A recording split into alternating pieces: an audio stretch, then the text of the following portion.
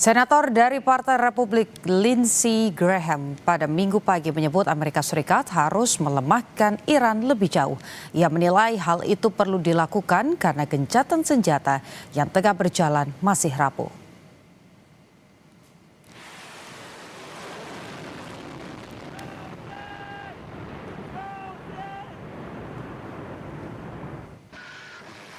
Pernyataan ini muncul di saat Israel sedang berkoordinasi dengan Amerika Serikat mengenai kemungkinan dimulainya kembali serangan.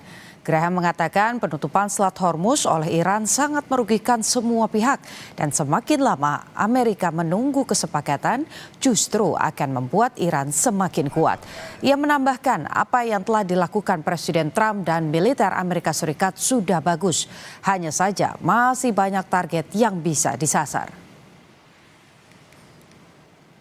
I think the status quo is hurting us all. The longer the strait is closed, the more we try to pursue a deal that never happens, the stronger Iran gets. So, my analysis is there's nothing to suggest that the people in charge now are any different in terms of the regime's goal to terrorize the world, destroy Israel, come after us. So what do you do next? You weaken them further. Yeah. Now, what President Trump has done has been amazing militarily. But there's still more targets to be had, and there's things we can do to hurt the energy infrastructure is their soft underbelly. If you go back to the fight, I'd put energy on top of the list. Kementerian Dalam Negeri Iran pada Sabtu waktu setempat mengajukan 2.250 pengaduan dari organisasi masyarakat sipil yang menuduh adanya kejahatan HAM yang dilakukan Amerika dan Israel. Juru bicara Kementerian Dalam Negeri Iran mengatakan pelanggaran HAM itu diantaranya adalah insiden sekolah minap dan penghancuran warisan peradaban serta budaya Iran. Dirinya juga menambahkan dengan keterlibatan rakyat sipil, Iran telah mengamankan sesi khusus Dewan HAM PBB, di mana kejahatan yang terjadi di Iran selama masa perang dikutuk melalui pemungutan suara. شکایت از طرف تشکل‌های مردمی درباره جنایات بشری و ضد حقوق بشری که دشمنان ما انجام دادن از جمله مدرسه میناب یا تخریب در واقع آثار تمدنی و میراث فرهنگی ما. آخه دشمنان ما آثار تمدنی و میراث فرهنگی ندارن، نمیدونن چقدر تخریب آثار تمدنی دردآور برای یک ملت ریشه دار و عمیق. این رو ما طرح شکایت کردیم و در واقع در حوزه محیط زیست تشکل‌های محیط زیستی ما اینها با هماهنگی وزارت کشور، وزارت خارجه و با محوریت تشکل‌های مردمی همینها با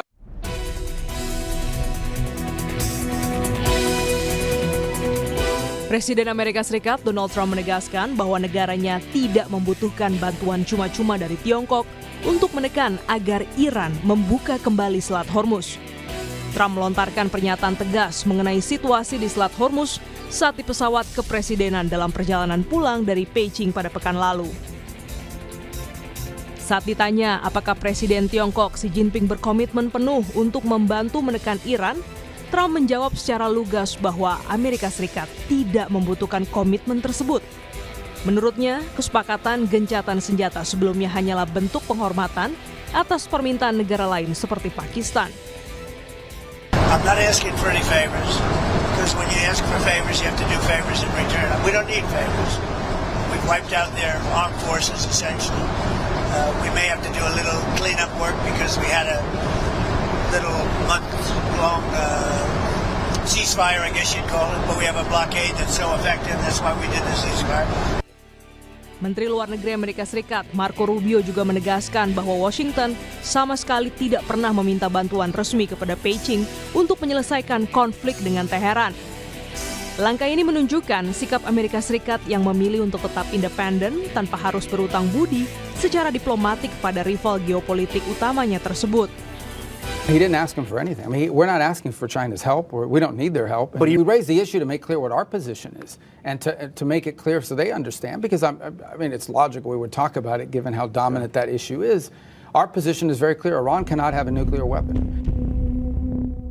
Iran merespons keras retorika Washington dan mengecam keras pendekatan Amerika Serikat. Arakci menyebut bahwa pernyataan Amerika Serikat yang paling kontradiktif dan berlebihan justru menghambat jalur diplomasi. Menurutnya, semakin Barat mengancam Iran, maka semakin besar pula kegagalan yang akan mereka hadapi karena tidak ada solusi militer bagi krisis ini. ما به این تهدیدهاشون عادت داریم. اینها بالاخره مدت هاست که به اشکال مختلف به شیوه های مختلف تهدید خودشون تکرار میکنن.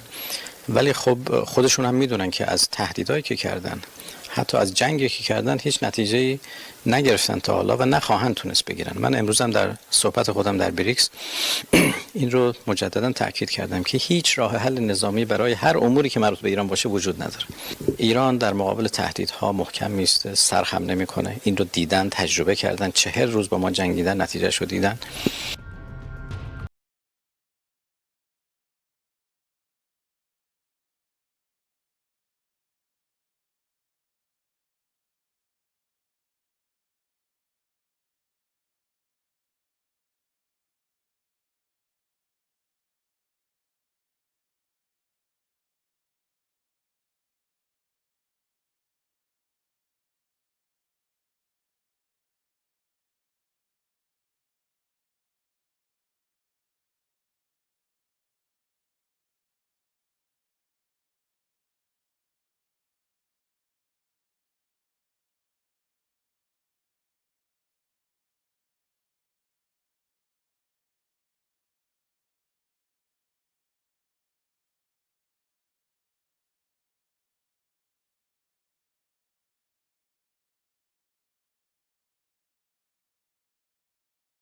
Amerika Serikat menarik kapal induk terbesarnya dari Timur Tengah. Penarikan kapal induk ini dinilai pengamat intelijen dan keamanan Universitas Indonesia Stanislaus Rianta bukan semata perkara alutsista, tapi juga simbol mengurangi kekuatan Amerika Serikat di Selat Hormuz. Berikut kami hadirkan cuplikan perbincangannya dari program Sapa Indonesia Malam. Oke, kalau saya dari perspektif intelijen, Mas Stanis, kalau memang tadi kata Mbak Angel, ini bukan kekosongan, melainkan di-replace dengan kapal-kapal yang lebih lebih proporsional ya, untuk menjaga dalam tanda kutip laut Iran, dalam hal ini juga Selat Hormuz dan beberapa wilayah di Timur Tengah. Tapi menurut Anda, apakah ini ada indikasi juga ancaman yang membuat Amerika Serikat memilih menarik asetnya di Timur Tengah, atau memang itu merupakan taktik saja dari Amerika Serikat? Ya, perang ini ternyata kan bukan sekedar alutsista ya. Ya. Kalau misalnya hanya persoalan alutsista, Amerika sudah menang jauh-jauh hari, karena dari peringkat itu kan Amerika nomor 1, kemudian Iran nomor 15, Israel nomor 14, di bawah Israel sedikit Iran. Selisihnya jauh sekali antara 1 sampai 15. Harusnya kalau misalnya itu persoalan alutsista udah menang. Tapi saya melihat begini, satu persoalan teknis dulu. Misalnya kapal induk itu ditarik, memang kapal induknya tidak bisa masuk Selat Hormuz, itu memang tidak memungkinkan untuk masuk. Karena memang besarnya kapal induk itu sekitar 5 kali lapangan bola lah, itu sangat sulit untuk masuk Hormuz. Jadi dia hanya sebagai transit di luar, di bawah, mungkin di bawah pangkalan di Oman. Tapi kan Amerika juga punya pangkalan-pangkalan di wilayah Teluk, ada banyak ya, sehingga sebenarnya kapal induk itu diperlukan jika memang tidak ada tempat transit, tapi ketika di situ ada pangkalan-pangkalan juga tidak diperlukan. Jadi secara teknis sebenarnya Amerika siap-siap saja jika memang itu masalah teknis, mau pakai pangkalan, mau pakai kapal induk, itu tidak masalah, mau ngirim yang tidak masalah. Tapi penarikan kapal induk di tengah-tengah situasi seperti ini kan menjadi simbol ya, menjadi simbol sebenarnya bahwa ini Amerika mengurangi kekuatan. Itu semua orang pasti akan melihat seperti itu. Yeah. Apalagi ketika ada di replace, kecuali kalau misalnya dikirim 2, ini ditarik 1, wah ini berarti menambah kekuatan. Tapi ini kan kita lihat ditarik saja 1 nih. Jadi tidak ada upaya untuk menunjukkan menambah kekuatan gitu loh. Walaupun sebenarnya Amerika siap-siap saja itu. Jadi ini perang bukan masalah alutsista sebenarnya, tapi ada masalah lain yang saya kira jauh mungkin dari internal dalam negeri, misalnya tekanan terkait budget. Kita tahu bahwa budgetnya sudah melebihi dari 400 berapa triliun menjadi 500 triliun, dan itu diprotes sama internal Amerika, sehingga pada protes. Mungkin tekanan politik dan ekonomi di dalam negeri itu lebih kuat tekanannya daripada soal Iran terhadap Trump. Oke. Tapi bagaimana juga dari sisi Iran, ini melihat Iran dan aktor negara saingan seperti Tiongkok, Rusia, begitu, kemungkinan membaca pergerakan ini melalui lensa intelijen mereka, kira-kira, Mas Stanis? Iran tuh siap-siap saja menghadapi Amerika. Iran kan tidak pernah menyatakan akan mundur atau mengibarkan bendera putih, tidak pernah itu. Mereka siap, bahkan mereka sudah memamerkan rudalnya, mereka sudah membuka pendaftaran milisi, mereka siap menyambut misalnya nanti perang di Selat Hormuz atau mau pendaratan pantai, mau pakai linut, mereka siap gitu loh. Jadi sebenarnya mau ditambah 2, ditambah 1, Iran tidak menyatakan apa ketakutannya itu loh. Tapi ini kan menjadi tidak sehat sebenarnya ketika masing-masing negara, masing-masing pihak melakukan cyber war. Ini tidak sehat, terutama tidak sehat bagi dunia karena kita tidak membela Iran, kita tidak membela Amerika, kita membela perdamaian dan kemanusiaan itu loh. Kita kan menginginkan bahwa ini segera selesai, masing-masing ada kesadaran diri, kemudian menarik pasukannya tuh. Terutama bagi Amerika untuk menarik pasukannya kan Iran menyatakan selama kami tidak diserang, kami juga tidak akan menyerang gitu loh. Tapi ini masalahnya adalah bagaimana Trump menarik pasukannya, exit strateginya tanpa mempermalukan dia. Ini yang menjadi masalah ini loh.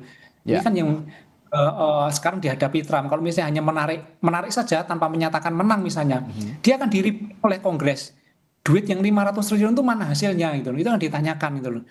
Nah ini kan menjadi kendala bagi Trump. Jadi mungkin strategi yang paling tepat ya tetap melakukan jeda perang tanpa batas waktu sambil tetap memelihara situasi mungkin situasi permusuhan lah atau apalah, tapi tetap dilakukan jeda. Atau Trump menyatakan bahwa kami telah selesai perang, kami telah menang, telah tidak ada lagi senjata nuklir di Iran, selesai.